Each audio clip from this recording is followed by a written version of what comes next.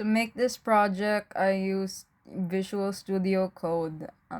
I made a dictionary to hold the item name, the price, and the corresponding number that the user needs to pick to choose that item. And I created functions that would direct the machine and give the instructions to follow and execute.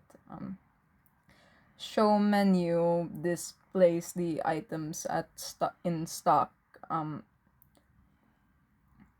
it's print chips for 4 dirhams, and then for code in range 11 to 21, so it'll print the I the stuff in the items dictionary from 11 to 20, and so on for the rest of the items.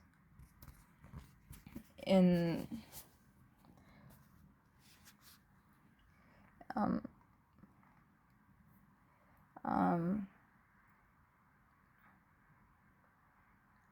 Another function is purchase. Purchase holds all the programs that let the vending machine actually work.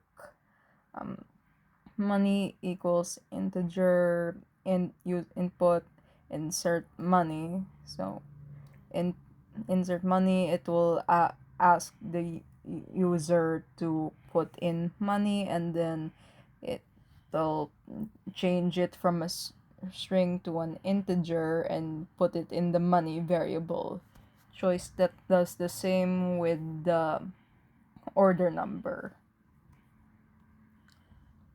If choice is not in items, the dictionary, it will print error invalid order number, then return.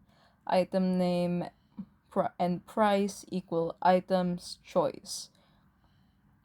So it'll put the number from choice, and it's telling it item name and price to take it to store the values from the list of whatever number the user put in earlier.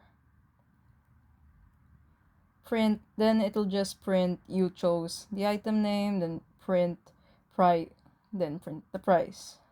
And if the money put in earlier is more than or equal to the price, it'll print please take your order. And specifically, if the money is more than price, it'll print here is your change. Then it'll print money minus price, so it'll calculate the change. Then print enjoy, and then it breaks and it will end there. But if the money is less than the price, it I made another variable to hold the and again integer input. The messages, it'll print the message insufficient money. Press 1 to cancel transaction, press 2 to add money. If you put in if the user puts 1, it'll print transaction canceled, please take back your money, and then it'll print the money from earlier. Then it'll break. If you press 2, please press 2 to add, it'll print please add more money, and then you can put more money and it'll store that in the add variable. And money equals money plus add. It'll break, then it'll go back up here and do this again like normally. For example, I'm inserting 1 dirham, choose order number 33. 33 on the menu is Pepsi. You choose Pepsi. Insufficient money, press 1 to cancel transaction, press 2 to add money. I'll press 2. Please add more money.